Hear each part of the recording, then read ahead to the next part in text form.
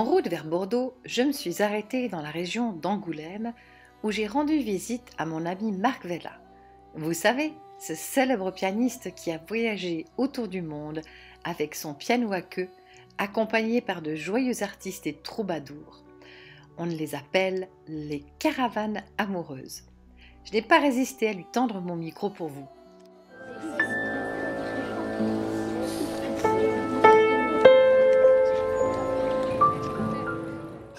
L'humanité, depuis qu'elle est là, la musique l'a toujours accompagnée.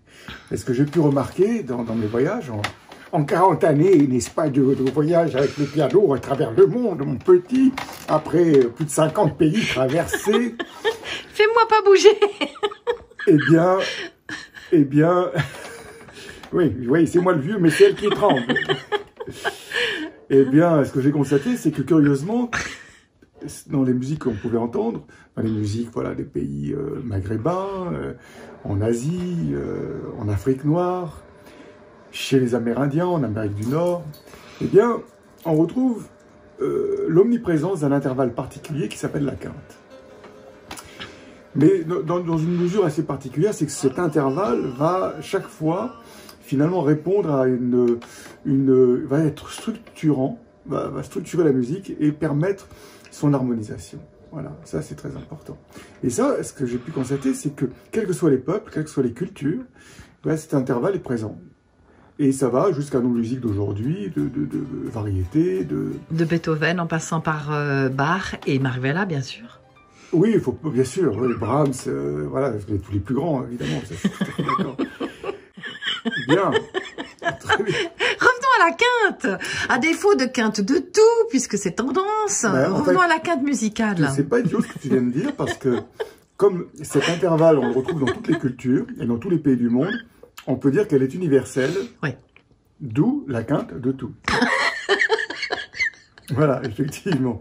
Mais il faut savoir orthographier correctement le mot tout et éviter de l'écrire T-O-U-X. Voilà, évidemment. Ce qui est intéressant, c'est que sur les travaux du mathématicien Marc-Henri, sur les travaux justement des échelles des fréquences, il démontre mathématiquement que l'intervalle de quinte, en fait, correspond à la fréquence de la lumière. Ça, c'est très intéressant. La quinte, c'est la lumière. Voilà pourquoi, en fait, elle est tout le temps présente. Et voilà pourquoi aussi, par nature, elle harmonise. Ça, c'est très important.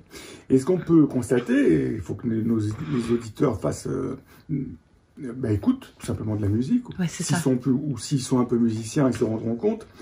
Mais en fait, c'est que tous les compositeurs usent et abusent de la quinte. Voilà, Beethoven, dans la lettre à Élise, on devrait dire le mail à Élise, il faut mettre à jour les choses. Dans le mail à Élise, ou le Twitter, comme vous voulez, mais enfin, en attendant, ce thème très célèbre, eh bien, commence par le mi, finit par le la. Eh bien, la mi, la, si, do, ré, mi, c'est une quinte. Voilà. Cette quinte, on va la retrouver chez Erik Satie, chez Mozart, toutes les musiques. Edvard Grieg, dans le concerto pour piano et orchestre en la mineur, d'entrée, il commence par tin, tadadam, tadadam. Eh bien, en fait, ce sont des tonales dominantes. Là, un thème très célèbre qui est très connu, qui est ceci, ça fait ta, ti, ah oui. Richard Strauss. Bon, en fait, ce thème. Rencontre du c'était 2001, l'Odyssée de l'espace. C'est en fait le vrai titre. Ça, c'est les remplaçants. Le vrai titre, c'est Ainsi parlait Zarathustra. Mais c'est effectivement Stanley Kubrick qui a utilisé cette musique dans son film 2001, l'Odyssée de l'espace. Donc, Richard Strauss commence par une sorte de bruit de fond en ostinato, qui va être la fondamentale, la fondation, et sur laquelle il va poser le thème, je dirais, en résonance harmonique, puisque le thème va commencer, la première note va commencer sur cette même basse, mais une octave au-dessus, suivi de la quinte, suivi de la même tonale, et suivi de la tierce qui donne le mode. Et la timbale va s'énerver sur quoi? En faisant poum, pam, poum, pam, poum, c'est une quinte. Donc le thème est composé de 3 notes, tonale, dominante, tonale. Là, il prend son doigt, il le met où? Il va sur la tonale, la dominante, la tonale, la tierce et la timbale. qu'il y a 3 notes. C'est un tube. Hein. On se fait une idée de la musique déjà comme quelque chose, on nous a dit, c'est compliqué, c'est pas pour tout le monde, c'est de la discipline, il faut travailler, enfin bref, beaucoup de choses. Alors qu'en fait, non, il y a juste 2 notes, on fait notre quinte, voilà. 1, 2, 3, 4, 5, voilà, tonale dominante.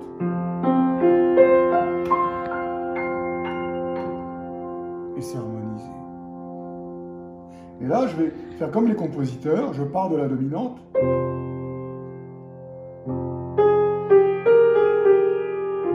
Et je reviens sur la tonale. Je reviens à la maison. Dominante. Tonale. Dominante. Et chaque fois, je reviens à la maison. Dominante. Si je fais une fausse note, qu'est-ce qui se passe? Et si je reviens sur la maison, tout est juste, c'est magique.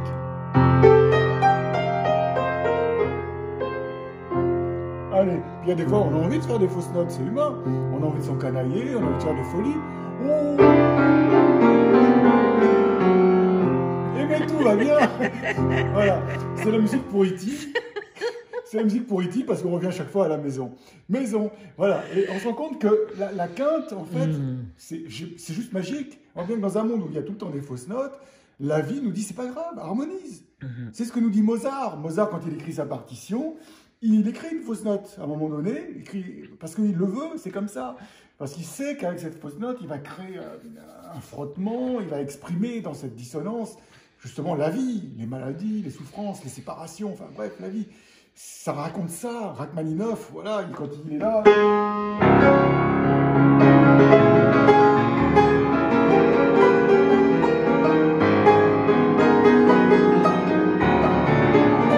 Voilà, on voit bien que ça nous brasse. Mais ils vont se servir des dissonances, mais ils reviennent chaque fois à la quinte. En fait, la quinte va harmoniser. C'est un petit peu, ça a le même pouvoir que le nombre d'or. Maintenant, si on veut une musique sans fausse note, une vie sans fausse note, ben c'est quoi? C'est ça.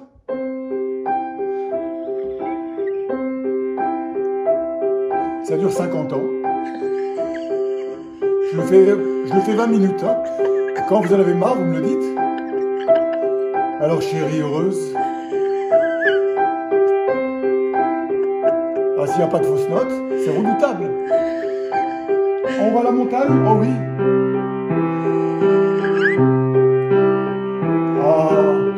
Les voisins.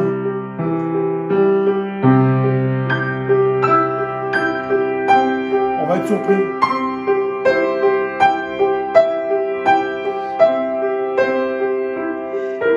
Oh, qu'est-ce qui se passe? Et on voit bien que, heureusement qu'il y a la dissonance, parce qu'elle va apporter de la vie.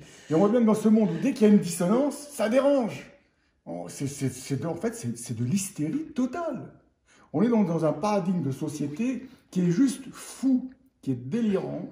Dès qu'il y a de la vie, les gens, dès qu'il y a une fausse note, les gens tranchent. Hein, c'est une vraie maladie. Donc, il faut juste prendre conscience que la fausse note, elle est nécessaire. Elle permet, elle agrandit une partition, elle agrandit ce que nous sommes parce qu'elle nous pousse à nous amener à prendre la route et à avancer. Ça va même plus loin. C'est que, en fait, curieusement, en fait, je dirais même que ça va même beaucoup plus loin que ça. C'est que l'amour, eh bien, l'amour, la fausse note nous apprend l'amour. C'est elle qui va nous amener à accéder à ce grand mystère qui s'appelle l'amour. Peut-être que dans le cœur d'un enfant et dans le cœur de tous ces gens qui ont été croisés, ça pourra réveiller des rêves qu'ils auront envie de réaliser à leur tour.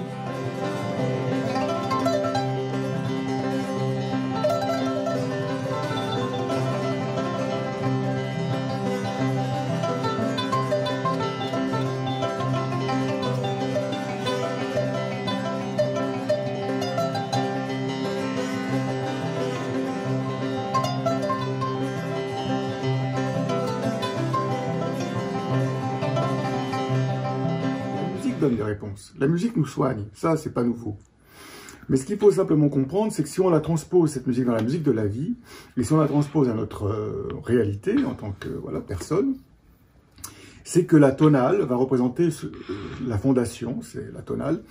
En fait, elle représente notre soi. C'est au niveau individuel, au niveau de la personne, ta fondation, je dirais, c'est ce que tu es, c'est ton soi. Et comme en musique, cette tonale donne des harmoniques, ça c'est une loi physique des sons, celle qui va ressortir, c'est là justement la dominante, parce qu'elle est plus présente, elle est plus sonore, et curieusement, cette dominante, en relation avec la fondamentale initiale, est un rapport de quinte. Bien. Eh bien, le soi, pareil, a aussi des harmoniques, et le soi a des harmoniques qu'on appelle les facettes de personnalité. Nous sommes des êtres multifacettes, complexes, contradictoires, parfois paradoxaux, mais nous sommes des humains. Bon. Et dans toutes nos facettes, il y en a une qui domine, qui s'appelle notre nature. Alors le dicton, cette nature, que dit Eckhart Tolle dans son livre « Le pouvoir du moment présent », c'est qu'il nous dit que notre nature, elle est sulfureuse, elle est jouissance. C'est pour ça qu'elle est sulfureuse. La nature humaine est de rechercher la jouissance. Voilà. Voilà pourquoi dans l'histoire, finalement, ce mot « jouissance » a été diabolisé. C'est que toute notre vie, nous recherchons la jouissance, nous cherchons l'amour, mais ça a été condamné. Donc il y a de quoi devenir schizophrène, parce que notre nature, c'est d'aller vers l'amour, voilà, de chercher la jouissance, et en même temps, on nous l'interdit. C'est donc extrêmement pervers.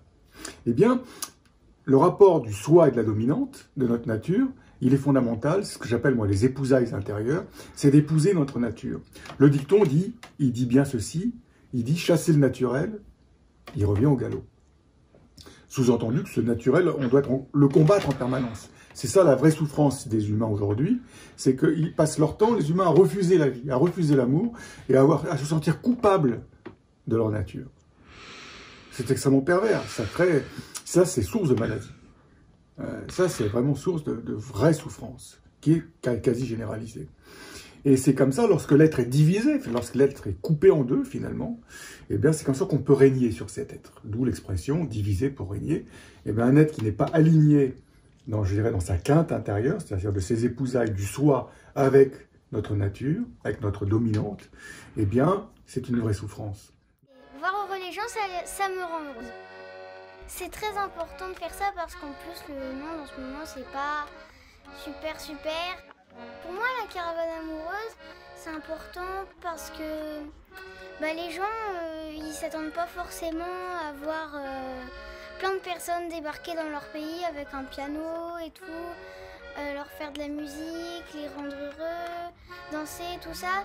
Enfin, c'est pas tous les jours, quoi. Donc tout, je dirais à ceux qui nous écoutent, c'est que pour traverser la tempête, déjà, c'est de s'aligner dans sa quinte. C'est d'épouser sa nature, de se réconcilier avec ce que nous sommes. Alors effectivement, notre nature peut être sulfureuse, elle peut être excessive, mais tout le travail, c'est le sens de la vie. C'est justement, d'accueillir cette nature et de la mettre au service des autres. Et c'est ce qu'on fait. J'ai fondé l'école de la fausse note, comme tu le sais. Il y a maintenant aujourd'hui 5 écoles qui sont ouvertes en 2 ans. J'ai formé 5 professeurs. Dans quel pays ou dans quelle région?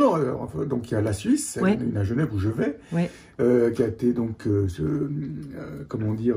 mise en place avec le psychiatre Bruno Roaldès.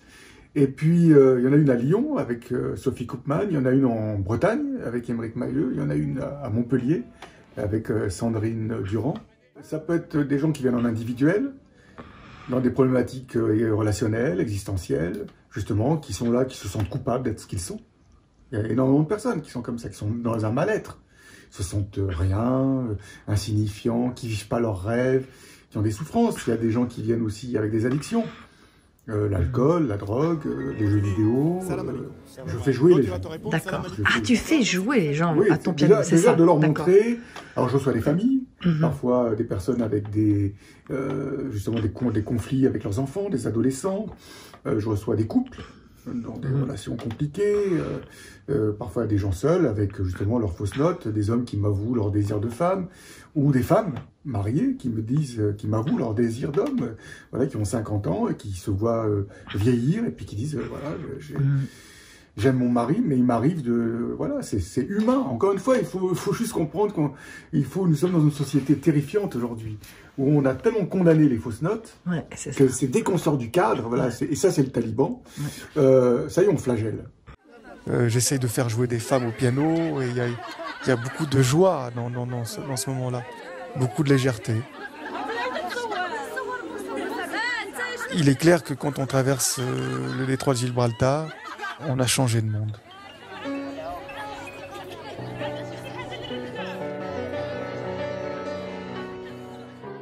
Nous avons réussi à construire des sociétés inhumaines au nom de principes et de règles qui sont juste castratrices. Castratrices. Avec la peur d'ailleurs que celui qui vit ou celle qui jouit, c'est juste insupportable pour ces gens-là. Ça va très loin parce que, effectivement, même aujourd'hui, dans cette liberté, quand les gens, justement, commencent à ne serait-ce qu'enlever le masque, comment ils respirent?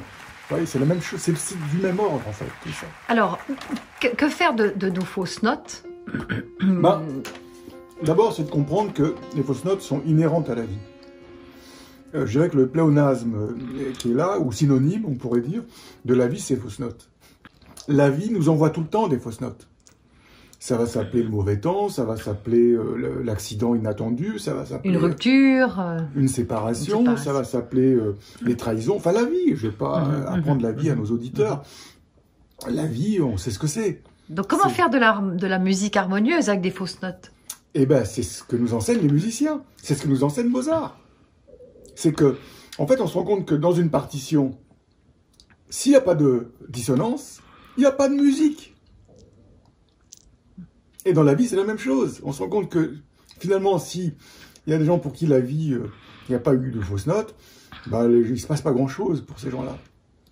C'est la dissonance qui va nous mettre en mouvement. C'est la dissonance parce qu'on a été rejeté ou parce que on a été, comment dire, violenté, maltraité, que finalement, ça nous amène à nous bouger, à nous poser des questions, à chercher l'amour ailleurs, finalement. Voilà, toi, Isabelle, tout ce que tu as fait, Joy for the Planet, c'est consécutif à une histoire de vie particulière. Peut-être que si tu avais été accepté voilà, dans ta famille, tu serais resté, tu vois, sage, et voilà, dans cet univers confortable. Mais c'est parce que on t'a pas accepté que finalement, eh ben, tu n'as pas eu l'amour que tu l'as cherché à travers toute la planète et qu'en plus, tu l'as donné à toute la planète. On voit bien donc que la fausse note va être un moteur colossal qui va nous pousser à chercher l'harmonie. C'est-à-dire que par nature, nous avons soif d'harmonie et que c'est toute la loi même de l'univers qui se construit là-dessus. C'est que l'univers, en permanence, est sur une sorte de situation au bord du déséquilibre, mais à chaque fois, il s'harmonise. Et c'est ce qui va créer toute cette magie qui nous entoure, qu'on appelle des miracles, voilà, de tous les instants d'ailleurs. C'est-à-dire de chaque fois, il va y avoir voilà, des tempêtes, des orages, mais il va y avoir des pluies torrentielles, mais tout d'un coup, tout s'équilibre et tout. Mais voilà, on se rend compte que toute cette vie, elle est là. Il y a des tremblements de terre, des volcans, mais tout ça est nécessaire pour, encore une fois, créer l'harmonie. L'harmonie, elle se fait au prix de la dissonance.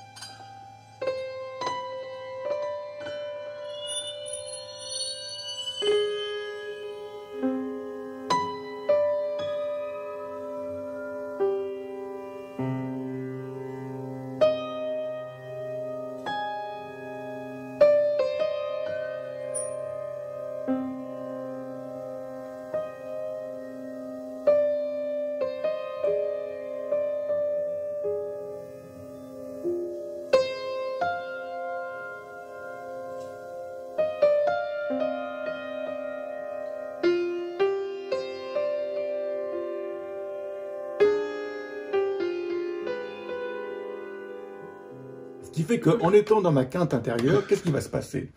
Je vais accéder à une zone sacrée en moi-même qui s'appelle notre essence.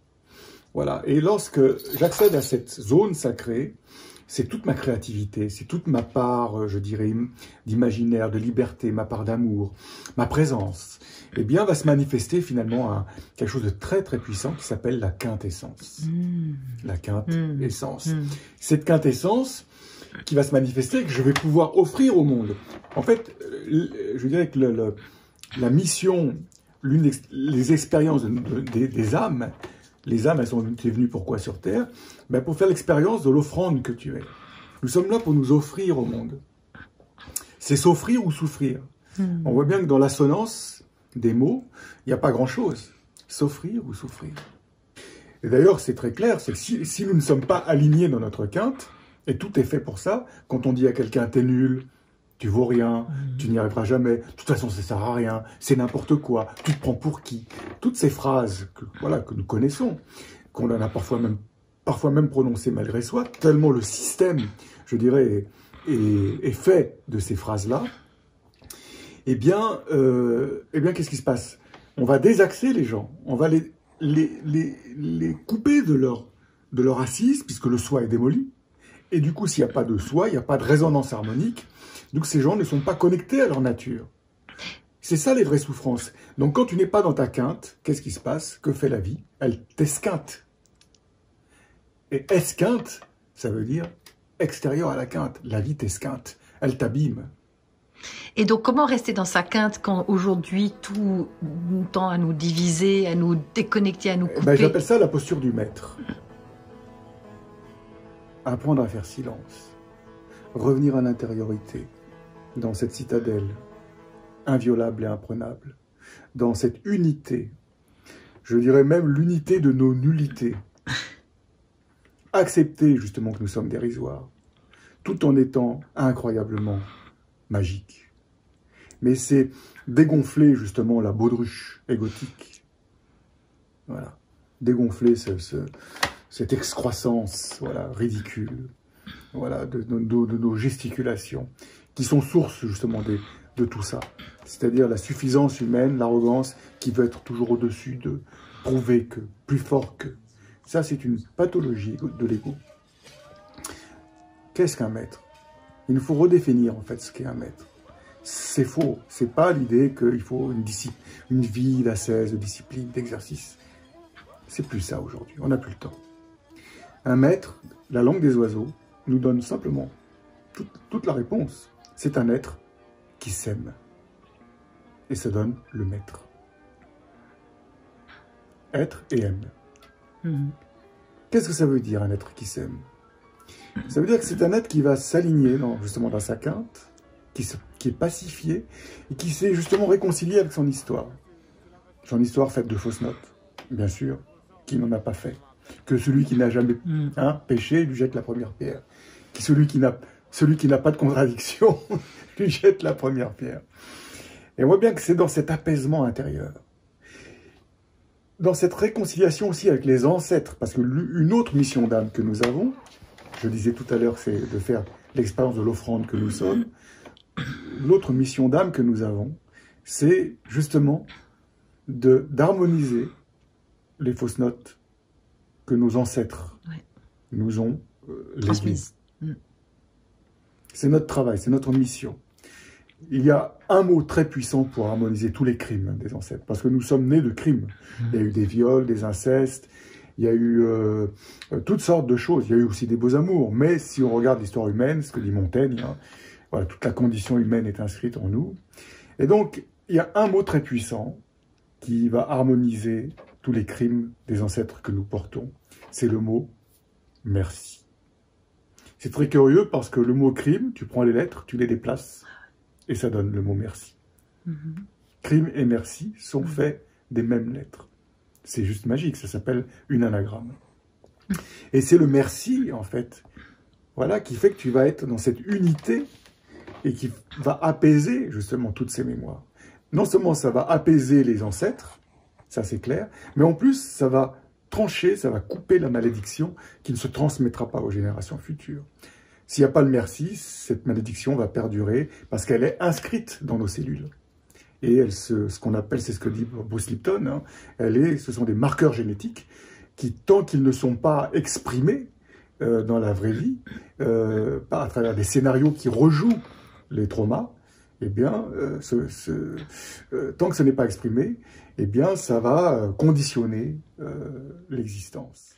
Nous trouvons le village SOS Enfants d'Aïtourir, qui recueille, qui accueille des enfants orphelins, des enfants abandonnés. Comment tirer profit de cette crise, justement?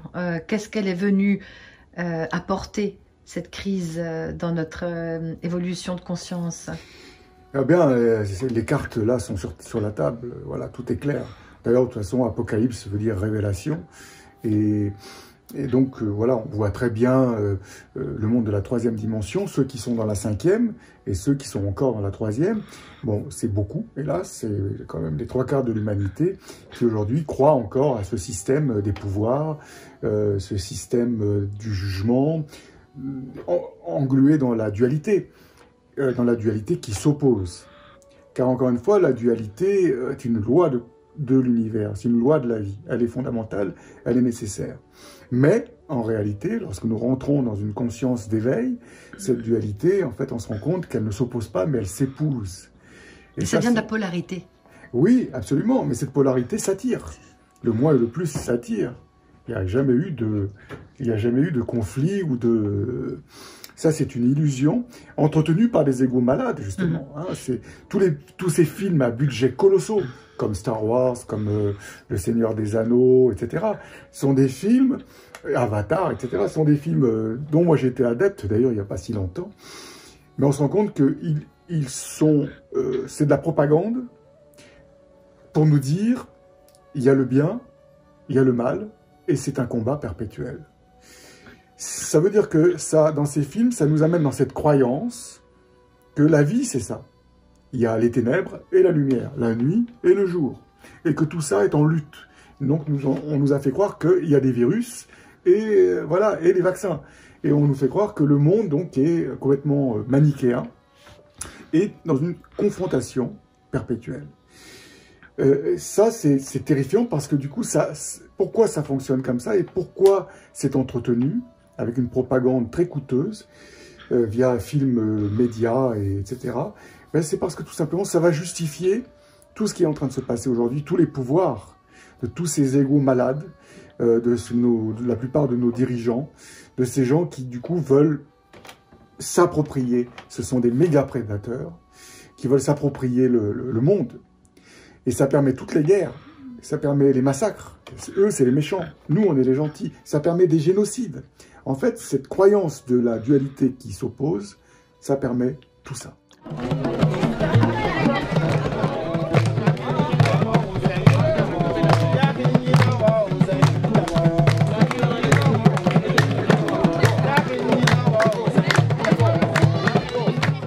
Toi qui m'écoutes, tu es un maître. Tu n'es pas un être nul, insuffisant, coupable d'être insuffisant. Tu es un maître. Et je dirais même plus loin, tu es même un avatar. Nous sommes des avatars, c'est-à-dire que nous sommes des êtres de lumière en chemin. C'est ça que nous sommes. C'est très important de rajouter en chemin, parce que ça nous ramène à cette notion d'humilité fondamentale dans laquelle nous devons nous poser. Tant que je suis dans l'ego, dans le compulsif, dans vouloir montrer, je ne suis pas justement dans cette humilité. Je suis dans l'illusion, encore une fois, que la matrice entretient.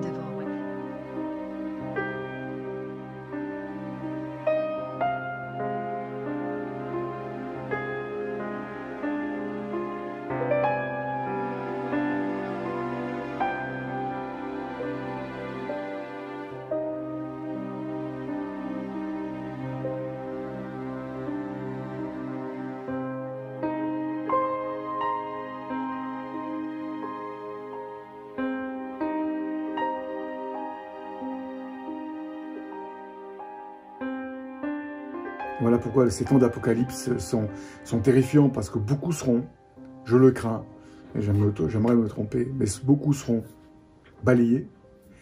Mais voilà, ceux qui resteront sont ceux qui seront dans cet alignement. Ça va nous demander tout simplement de nous connecter à un grand mystère qui s'appelle la grâce. On va se connecter finalement au miracle de chaque instant. Et on va s'en émerveiller. Ça, ce sont des mots très puissant et guérisseur, c'est l'émerveillement. Et c'est ce que tu as fait à travers ton travail, Isabelle. Voilà, c'est que tu as été une émerveillée éternelle. Et c'est ça la joie.